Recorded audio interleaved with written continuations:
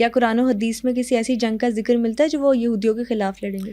بالکل ایسا ہے بیٹا، یہ جنگیں تو ہیں، اور اصل میں آرمگیڈون جو جنگ ہے وہ بھی تو کرائسٹ اینڈ اینٹی کرائسٹ کی ہے.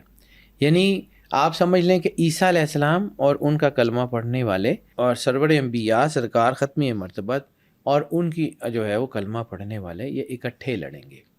اور سرور انبیاء صلی اللہ علیہ وآلہ وسلم کی ایک مستند ترین حدیث سے اس کا ذکر شروع کرتا ہوں. آپ سرور انبیاء صلی اللہ علیہ وآلہ وسلم نے فرمایا میرے 3 لشکر دنیا میں جنگ کریں گے. 3 لشکر میرے، جیشی کا لفظ ہے.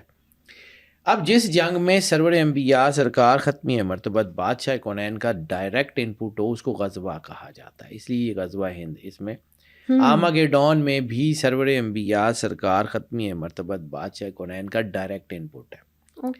آپ نے فرمایا میرے 3 لشکر دنیا میں جنگ کریں گے.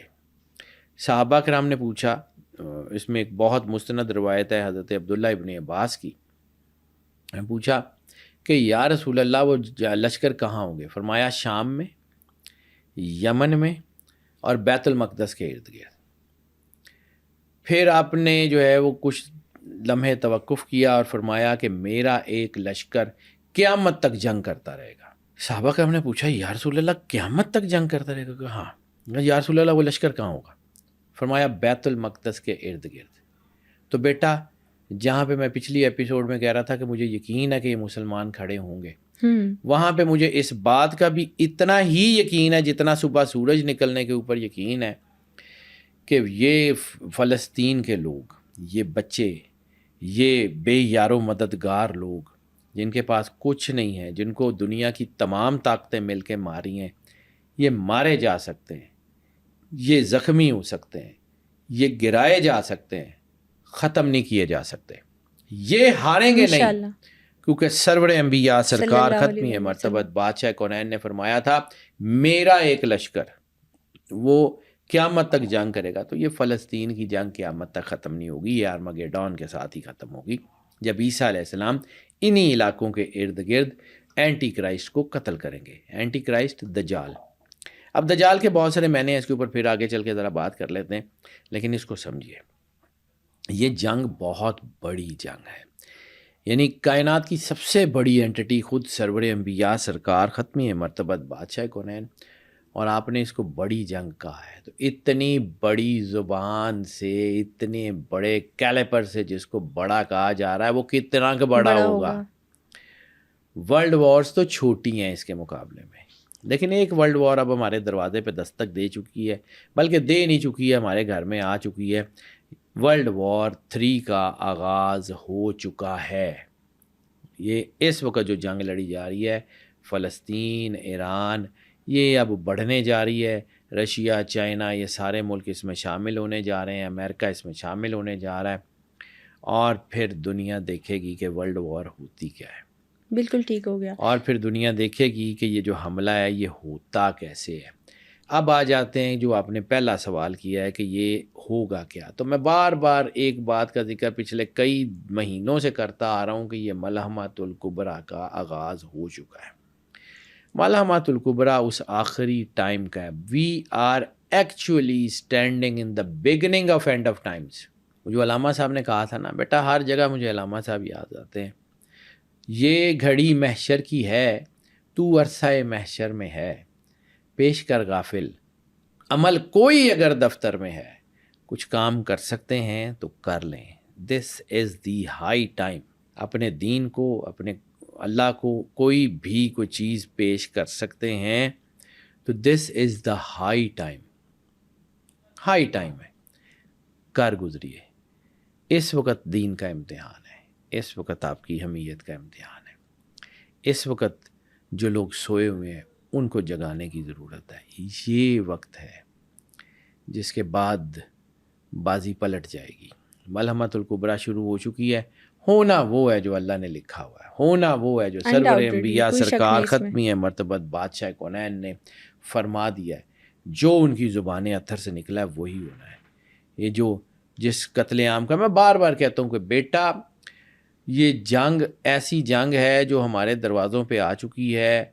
پتہ نہیں اس میں کون بچے گا کون رہے گا.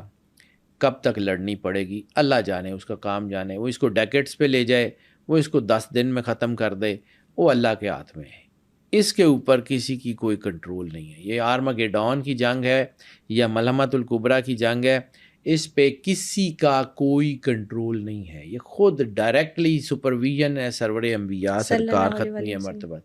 اسی کا ایک چھوٹے سے پارٹ کا نام غزوہ ہند ہے، جس کو ہم نے غلط سمجھ لیا۔ غزوہ ہند کی کیا ریالٹی ہے؟ میں پہلے یہ اس والی بات کے اوپر کر لوں، پھر میں غزوہ ہند کے اوپر آتا ہوں، ٹھیک ہے؟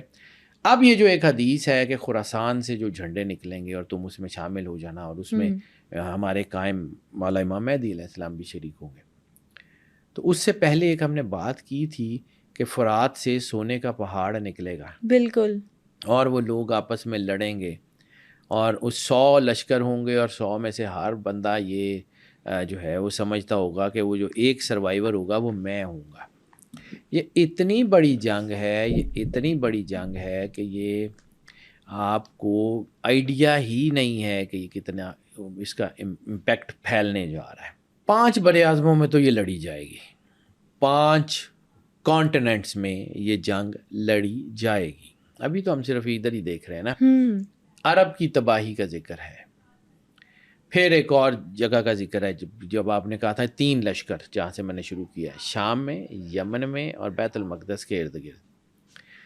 تو وہ جو شام کا لشکر ہے اس کے بارے میں بھی سرور انبیاء صلی اللہ علیہ وآلہ وسلم کا فرمان ہے، اللہم بارک لنا فی شامنا، اے اللہ ہمیں برکت عطا فرما ہمارے شام میں۔ پھر ایک حدیث ہے اللہم بارک لنا فی یمننا، اے اللہ ہمیں برکت عطا فرما ہمارے یمن میں، ٹھیک ہے؟ تو ایک اور حدیث ہے اسی کے ساتھ، یمن کے ساتھ ملا کے اس کو دیکھیے گا، آپ کو شام بھی سمجھ آ جائے گا اور یمن بھی سمجھ آ جائے گا۔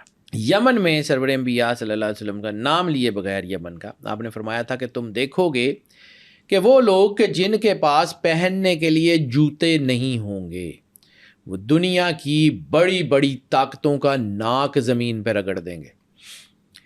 یمن والوں کے پاس کون سے کو بہت خوبصورت یونیفارم ہے، انہوں نے کوئی 50 میڈل لگائے ہوتے ہیں، ان کے پاس کو بہت بڑے بڑے کو فوجی بوٹ ہیں، وہ کئی ان کی ویڈیوز آتی ہیں کہ وہ ننگے پیر جا رہے ہیں اور وہ انہوں نے راکٹ لانچر جو ہے وہ کندھے کے اوپر رکھا ہوا ہے، پھر رہے ہیں، اور دنیا کے بڑے بڑے بیڑے اس ریڈ سی میں جاتے ہوئے ڈرتے ہیں کہ کہیں ہمارا بیڑا ہی نہ غرق ہو جائے، ڈرتے ہیں۔ یمن کے لوگ ہو گئے یہ سارے، یہ لوگ یہ ایک وقت آنا ہے کہ یہ ساری طاقتیں اکٹھی ہونی ہیں، ایک وقت آنا ہے جب مسلمانوں نے یونائٹ ہونا ہے، ایک وقت آنا ہے جب انہوں نے اکٹھے مل کے لڑنا ہے۔ یہ اتنا بڑا شیر بنے گا کہ یہ دنیا کو اپنے پنجوں سے تاراج کر دے گا، یہ مسلمانوں نے آنا ہے۔ ایک وقت ہے کہ انہوں نے اپنے رینیسنس پہ کھڑے ہونا ہے، لیکن اس سے پہلے صفائی کرنی ہوگی، مسلمانوں کی اپنی نیگیٹیوٹی کا علاج کیا جائے گا، کلینزنگ ہوگی۔ قربانی اسی لیے دی جاتی ہے کہ چیزوں کو پاک کیا جائے، پاک خون کی قربانی ہوتی ہے، لیکن اس کے ساتھ ساتھ یہ نہیں ہوتا ہے کہ آپ پیسٹیسائڈ کا سپرے نہ کریں اور وہ جراثیم نہ ماریں، یا وہ جو آپ کی اپنی فصل میں جو کیڑے لگے ہوئے ہیں، آپ کے اپنے جاسوس، ان کو نہ ماریں۔ تو اب وہ بھی ہونے والا ہے، ملت کے اندر سے جاسوسوں کی صفائی ہوگی، ان قریب ہوگی، یہ قدرت کی طرف سے یہ اب نیچرل نظام ہے۔ میں بار بار آپ کو ایک بات کرتا ہوں کہ اگر نیگیٹو طاقتیں دنیا کے اوپر قابض ہیں، انہوں نے ہر چیز کو اپنے شکنجے میں کسا ہوا ہے، تو روحانی طاقتوں نے چوڑیاں تو نہیں پہنی ہوئی ہیں، بالکل روحانی طاقتیں دیکھیں، جو نیگیٹو طاقتیں ہیں نا، ان کو پلاننگ کرتے ہوئے سالوں لگ جاتے ہیں، انہوں نے ایک ایک ایونٹ کا انتظار کرنا ہے، اس کے مطابق پلان کرنا ہے، پھر کہیں آگے بڑھنا ہے، پھر ایک ایک ایونٹ کا انتظار کرنا ہے۔ اور جو روحانی طاقتیں ہیں وہ اشارے کے منتظر ہوتے ہیں، وہ 1 سیکنڈ کے 1000ویں حصے میں وہ ویل ایکوپڈ ہو جاتی ہیں، کیونکہ کن کا مالک ان کے ساتھ ہے، خالق کن ان کے ساتھ ہے، وہ کن کہتا ہے فیکون، یہ ریڈی ہیں، ان کو کوئی پرواہ نہیں ہے، ان کو بس سرور انبیاء سرکار ختمی مرتبت بادشاہ کونین کا ایک باطنی آرڈر ملنا ہے اور یہ ریڈی ہیں، ان کو کوئی پرواہ نہیں ہے، یہ سکون میں ہے۔